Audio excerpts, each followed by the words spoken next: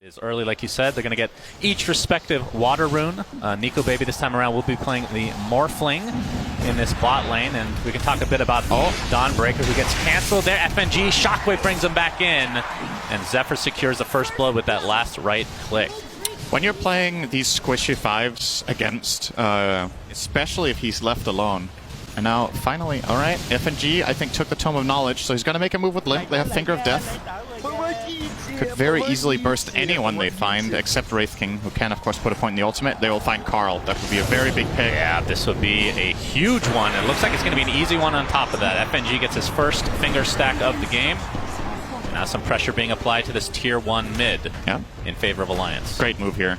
They do that in connection with the Siege Creep being alive mid, and FNG is going to tank this at least for a bit. Okay, Mortimer kisses. Searing Chains with the Mortimer's kisses. Look, it's from super long range. Great anticipation as well.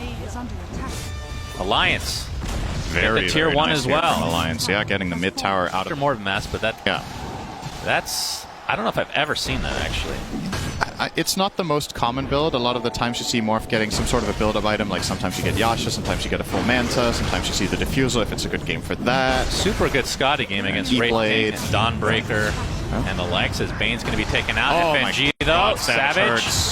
Yep. 3 shots from him. I love Armlet on Wraith King. It is such a good item. Whatever you go after, if it's the Silver Edge build or the Deso, or I guess in some... FNG only 300 away from a blink, as a matter of fact, so maybe he can get that too. As 5 Lion, that's not a bad timing. No. Around 18 minutes, pretty good. It looks like T1 will finally get this Tier 1 bot. And Nico Baby. LSA is going to connect. There's a Fiend's Grip from afar as well. Laguna Blade finishes off Nico Baby.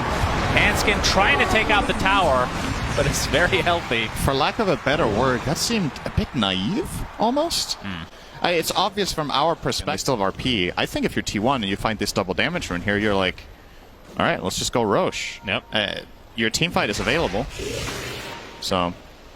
And we're going to have a smoke from Alliance. We'll see if they find a kill here. Sleight of Fist going to dodge some spells from Carl. Oh my 23 God. Savage jumps in, and it's going to be a very quick kill on the Hanskin. In the meantime, Epicenter goes up, but there's the RP to counter it. And T1 taking 3 kills for themselves and taking basically no damage in this engagement. 23 Savage almost one-shot a Snapfire with Medallion. Double damage as well. They even find Nico Baby. Does get off the attribute shift, though. Wow. Yep, double damage still there for 23 Savage, and into the Roche pit they go. T1 starting to run away with things. Yeah, this is starting to get real. Server found Limp, but his dead body somewhere. We can pinpoint the position of the corpse. I mean, he's specifically having a pretty rough game. 8K net worth versus the 10.5 from Lina. Hanskin. Good ward placement. He will get some info and actually survive this, perhaps. It's going on quite the walk. Yep, LSA, Carl, trying to find some more. TPs from Alliance are coming in, but the double burrow strike, S4. BKB popped by Carl, though, and FNG is just going to go down to the right clicks. Nico Baby trying to find some sort of collateral kill here. Whitemon's just going to nightmare him, and 23 Savage in the vicinity, completely surrounded as Nico Baby. And 4 dead for Alliance, although technically Ember died quite a while before that. Hanskin, the last remaining member for now, attempting to TP. As you can see, the win probability greatly in favor of T1 as expected after getting off to this really, really fast start. Yep. Gabe Newell's favorite hero used to be Sand King, as we've talked about before. That is true. That's the 6%. He moved on from it, right? Oh, okay. 23 Savage. Yep, easy kill for him again. They will find all right, that Carl, is a big kill for Alliance onto Carl. That's exactly what they need here. But unfortunately for them, 23 Savage still applying pressure to the Tier 2 mid. Yeah, it's gone. And it's just going to go down. Aegis hasn't even been claimed yet. Oh wait. Yeah, this item on Wraith King is so good. Brigand's Blade, the neutral. Because your first hit does so much damage that you immediately get into the threshold where it starts mattering really quickly. Crazy good. Okay, trivia. Huskar. Trivia. Huskar's the answer. Trivia after this fight. All right, we got... that's not much of a fight. FNG's dead. Nico Baby waveforming to safety. 23 Savage and company not going to pursue any further. You sure Whitemon, okay, he gets a Fiend's Grip off. This will be another big kill for T1. Nope, Starbreaker not able to connect. He's going to be able to remnant it away for now. Escort taking so much damage will just be brought down to the right clicks alone. Whitemon finally dies. Such a pesky Bane Elemental. And Alliance getting some trades here. Yeah, that's pretty good for Alliance given the circumstances. To get a kill, Nico Baby. So. It depends on the level of play, of course, but yeah, sometimes you just got to take the risk even if the odds aren't good. Carl will be spotted up by S4. Well, who found who, actually? Yeah, that's a good question. FNG jumps in. Comes a Solar Guardian, though, and just like that, T1 is here in numbers. FNG sacrificing himself to the gods here as S4 gets horn tossed and likely will be brought down next. So 2 quick kills for T1. And Alliance attempting to get out of dodge, but Hanskin gonna get spotted out. 23 Savage. Yeah, his arm length is apparently goes through Fog of War. All right, here's my trivia. If you know this, what is something you won this game? Pretty much a masterful performance thus far. Well, but they won't sweat it, I'm sure, as this lead is the chat wheel game is on point. No mistake there. Playing the sad trombone is very appropriate there. Yep. Oh, we got the horn toss with the skewer into the RP. S4 is going to be the first to fall in all likelihood. Nico Baby staying alive at half. We'll get up to safety. So just 1 kill with that RP, but Carl Pasta BKB gets the LSA with a buyback onto S4 now. Starbreaker connect. Here comes a Solar Guardian as well. Nico Baby very tanky right now with that Lincoln Sphere. Nice Burrow Strike epicenter combination from S4. Zephyr trying to get to safety with that hammer, but it's not going to happen. So the 1-for-1 with the buyback. Carl and company. Looks like they're going to lose the Dawn Break at the very least. S4 continuing to be a pest here with these Burrow Strikes. Gets 1 kill. Looks like Wraith King is next. That's after the reincarnation, so T1 have to back off. That's a very nice good defense hold from Alliance. Yeah, they only had to use a Sand King buyback and all of that. So you can just go for the other kills. And now Nico has the item I like to see. He's got the axe. So now he can turn into Sand King, and that's big. This gives them a double Burrow Strike combination play.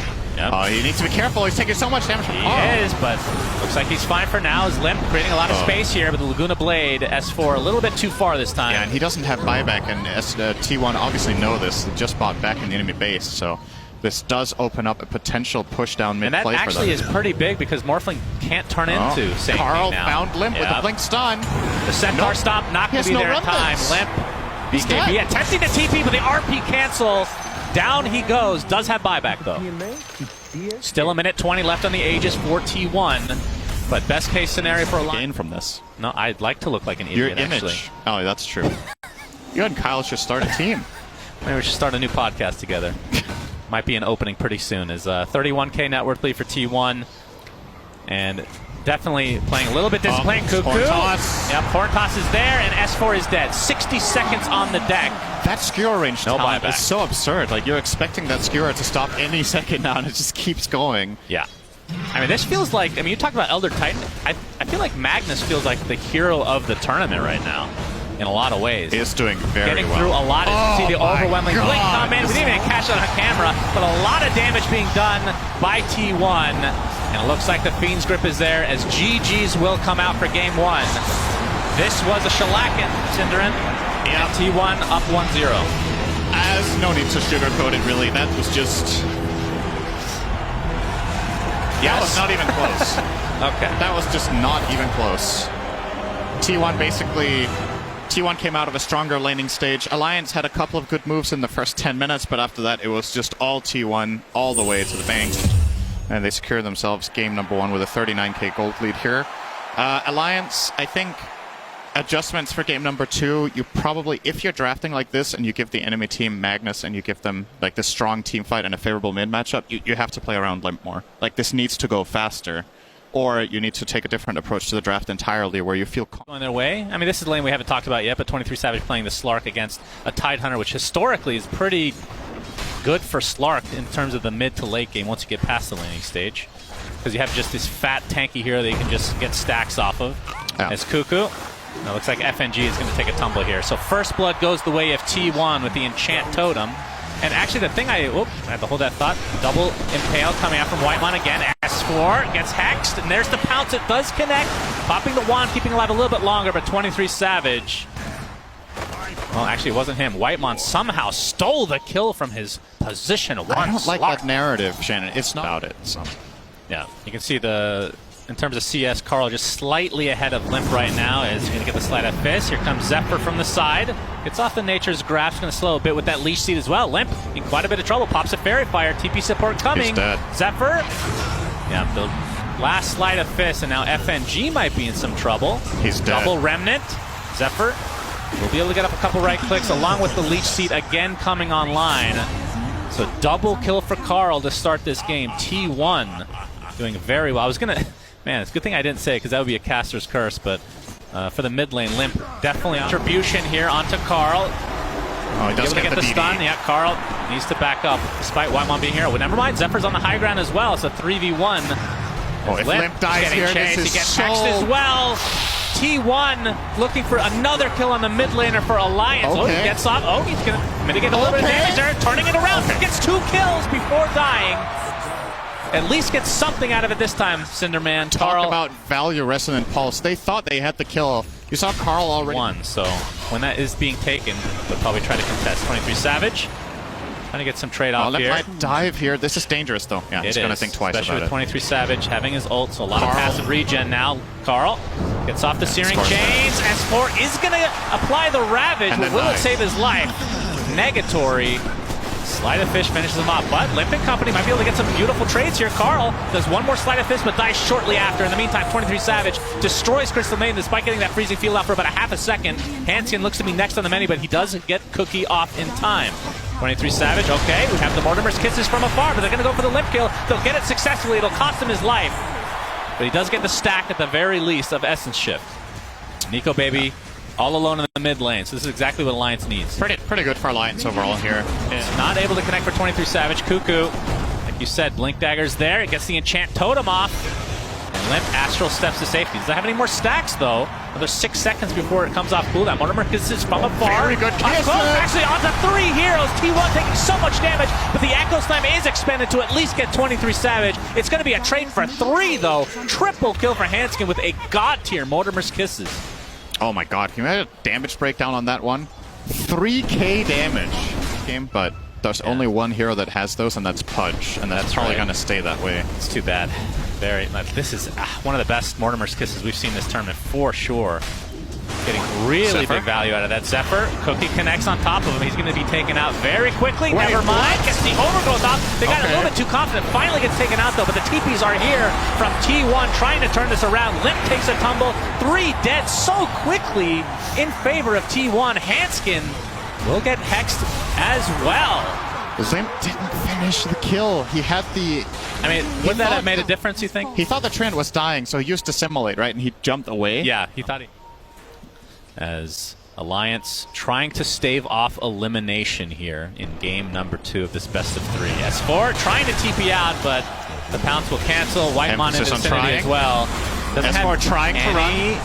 S4 trying to move. He's not going to move. S4 trying to cast a spell. Thank you for the commentary, Cinder, as always. S4 trying to respawn. I would love for you to cast a team fight. Just Cinder trying to robot cast. Voice. Robot cast. Sounds good to me. 23 Savage now. Still a ways away from the BKB. FNG. Yep, that's another death for him. 23 Savage now with 9 permanent stacks of Essence Shift. Gonna harass Nico Baby a bit.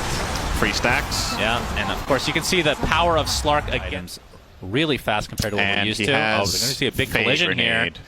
Yeah, that's true. Fade Grenade on Earthshaker, pretty disgusting. S4 trying to tank things up as the initiation comes. Carl, let's see the BKB picked up, or popped by 23 Savage, going to town on S4 in the meantime. You can see Ember Spirit creating so much space on the back line. Nico Baby forced his ult out. Now Hanskin not quite going to die here. It's nice taunt onto Carl, but there's the double kill with the Sleight of Fist. He's taking a lot of damage, though. Can he get out in time? Is 23 Savage just focusing on Nico Baby. There's the overgrowth to keep them in place. There's so many stacks now, but finally the Ravage comes out onto S4, but it's not going to matter, Cinderin. This is going to be a full team wipe for T1, and they barely took any damage. It's such a godly fight from Carl. He just does everything right. See, the fight breaks out. They see the tool against that Slark, but the problem is you can outlast, but can you even kill? That doesn't make sense. Outlast was the wrong word. Okay, Nico Baby's in trouble. Nico Baby, he gets off his ult. They're just going to try to withstand it. FNG and company have come to help out as well. Sleight of Fist doing so much damage. FNG again dead. No big surprise. There's the Searing Chains now. Nico Baby trying to stay alive, but it looks like the right clicks will come through. 23 Savage getting that one with the BKB activated, and they're not done yet. Looks like Hansking is next on the list as S4 and Alliance are starting to crumble here, Cinderin.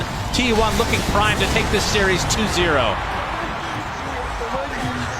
They lose one. It's only Cuckoo. 6 for 1. Yeah, you need They're just Ravage. gonna, you can't chain stun long enough, and S4 doesn't have dagger. The thing that they're missing, I mean, again, this is hindsight, but burst damage against Slark would be very nice in this scenario. Oh, here we go. Yeah. Jump in from Carl. Looks like FNG is just going to die. No, actually lives with barely any HP, and then finally gets taken out first as Carl will go back to safety. 23 Savage on the back line now, trying to target Limp. You see the fissure come out as well. BKB dodging the Ravage as a result. Limp is going to stay alive though. Mortimer kisses from afar. Cuckoo taking the brunt of the damage here. Looks like he's going to drop the first to fall for T1, but 23 Savage looks perfectly healthy for now. Pops his ult. He still Gets one kill. Nico Baby very low on mana, which means he is very susceptible to die here, Cinder. And 22 Savage resetting, going back in, buyback. You see the mana drain coming from Whitemon as well. Nico Baby pops the wand, but to little avail. Zephyr does get off his ult, but the finger of death taking Nico Baby out in spades. No buyback for him. To see a nice freezing field come out, but it's going to result in the kill of Carl. In the meantime, beautiful nail onto 2. S4 on the run, trying to get back into this base. 23 Savage not scared of anything. It makes a huge difference. That's what ended up killing Carl. Yeah. He wasn't expecting that burst of damage coming in from the tree line. So if you do set it up here for Alliance, it could work. Savage. Okay, instantly breaking the smoke. Yeah, Shadow Oh, Blading Carl! up. Got the ensnare coming out as well. BKB, there's the Echo Slam onto 2. Limp already dead in this engagement. 2 dead for Alliance to start this fight out. Nico Baby getting mana drain for a little bit of time here. It's 23 Savage. Now just focusing on Nico Baby along with Cuckoo, getting the stuns out. We'll see how that status resist works from this time. But the mana drain from that Diffusal and the Essential stacks are just getting out of control for T1. They only lose their support Lion and get 4 kills as the trade. And T1 looking to go high ground. There is a buyback. And they know the word is there because of Shadow Dance. So get rid of that immediately. Nico Baby is exposed here. Alliance are trying to bait him. They really want this fight where they go on Nico. They feel like it's their only chance, and I agree with this 100%. Smoke up as well. And already gets popped. Oh, the Ember Spirit on the backline again. Ravage comes out from S4. 23 Savage does take considerable damage, but again, FNG dies at the beginning of the fight. Carl, look at how much space he's creating. Just absolutely decimates Hanskin with just his remnants. Whitemon jumps in with the finger of death. 3 dead for Alliance, and they are likely out of TI10 after this fight. Medusa takes a tumble. Triple kill for Carl. And S4 finally goes down. He's the only remaining member for Alliance with buyback. They call GG, and T1 moves on. Synderen, Alliance out. Yeah, there's just no doubt about it after watching these 2 games. T1 just clearly the better team at this event. Alliance got completely rolled both games. There were some glimmers of hope. Again, similarly to game number 1, there's like that one fight around the 10-minute mark. This game, it's the Snapfire triple kill bottom. The last game, there was, I think I was actually also in the bottom area that the fight happened that went well for Alliance. But aside from that, T1 just, you know, they